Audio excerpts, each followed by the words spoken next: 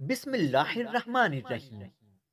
शेखू बादशाह का एक ऐसा दरबारी था जो उदासी की हालत में बादशाह को खुश करता था। उसकी बातें सुनकर बादशाह खुश हो जाता और उसे बहुत सारे इनामात से नवाजता था। एक दिन बादशाह और मलका आपस में कुछ बातें कर रहे थे, तो शेखू ने बातें सुनना शुरू कर दी। शेखू के लिए ये गुफ्तगू दिलचस्पी का बायस बनी और उसने खिड़की के साथ अपना कान लगा लिया। अचानक वजीर ने देखा कि शेखू बादशाह और मलका की बातें सुन रहा है। वजीर ने बादशाह को सब बता दिया। बादशाह को शेखू पर बहुत गुस्सा आया और हुक्म दिया कि इसको अजियतनाक सजा दी जाए।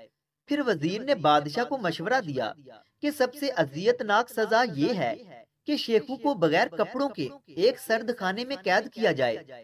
चनाचे शेखू को एक मुजरम के साथ सर्द खाने में कैद कर लिया गया। सुबह जब बादशाह के आदमियों ने सर्द खाने का दरवाजा खोला, तो ये देखकर हैरान हो गए कि एक मुजरम तो सर्दी की वजह से मर चुका था, मगर शेखू जिंदा था। दरबारियों ने बादशाह को रिपोर्ट पेश की कि शेखू अभी भी जिंदा है। बादशाह ने कहा कि ऐसा कैसे मुमकिन है? कमरे में सख्त सर्दी होती है और उसके पास अपने आप को ढांपने के लिए कपड़े भी नहीं थे। बादशाह ने दोबारा शेखू को एक मुजरम के साथ सर्द खाने में कैद किया। 24 घंटे के बाद दरबारियों ने जब सर्द खाने का दरवाजा खोला, तो दूसरा मुजरम भी सर्दी की वजह से मर चुका था, जबकि शेखू उसकी लाश के साथ बैठा था। बादशाह के लिए ये वाकया बहुत हैरानकुन था और उसे इस बात का तजस्सुस शुरू हो गया, शेखू कैसे सर्दी से अपने आप को बचा लेता है। बादशाह ने तीसरे दिन भी शेखू को एक मुजरम के साथ सर्द खाने में कैद किया और सर्द खाने की दीवार के एक खुफिया सुराख से मुशाहदा करने लगा कि शेखू कौन सी तरकीब पर अमल करता है। सर्द खाने का दरवाजा बंद किया गया और बादशाह दोनों कैदियों का मुशाहिदा करने लगा। बादशाह ने देखा कि शुरू में दोनों कैदी बैठे रहे, मगर जैसे ही सर्दी की शिद्दत में इजाफा हुआ, तो एक कैदी कमरे के कोने में सिकुड़कर बैठ गया, जबकि शेखू ने कैद खाने में पड़ा एक वजनी पत्थर उठा लिया और उससे वर्जिश करने लगा। इस तरह उसके जिस्म का दर्जा हरारत बढ़ जाता और उसे सर्दी महसूस न होती। फिर जब शेखू थक जाता तो थोड़ी देर आराम कर लेता और जब उसे सर्दी की शिद्दत महसूस होती तो दोबारा पत्थर उठाकर वर्जिश में मसरूफ हो जाता।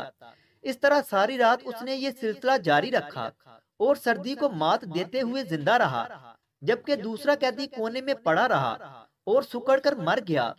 बादशाह शेखू की इस जहानत से काफी मुतासिर हुआ और उसको मजीद आजमाइश में मुब्तला कर दिया। बादशाह ने शेखू को एक कैद खाने में 30 दिन के लिए बंद कर दिया और खाना सिर्फ 3 दिन का ही दिया।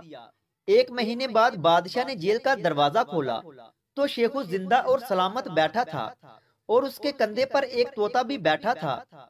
बादशाह ने पूछा, ये क्या माजरा है? खाना तो सिर्फ 3 दिन का ही था। शेखू ने कहा, मैं एक दिन खाना खा रहा था तो रोशनदान में बैठा मुझे ये तोता नजर आया। मैंने इस तोते के आगे थोड़ा सा खाना फेंक दिया तो ये मेरा आदी हो गया। 3 दिन तक ये मेरे पास ही खाना खाने के लिए आता रहा। फिर जब एक दिन ये आया तो मेरे पास कुछ नहीं था। ये वापस चला गया और कुछ देर बाद एक खजूर तोड़कर ले आया। बस उस दिन से इसे मालूम हो गया कि मैं इसका मोहताज हूँ।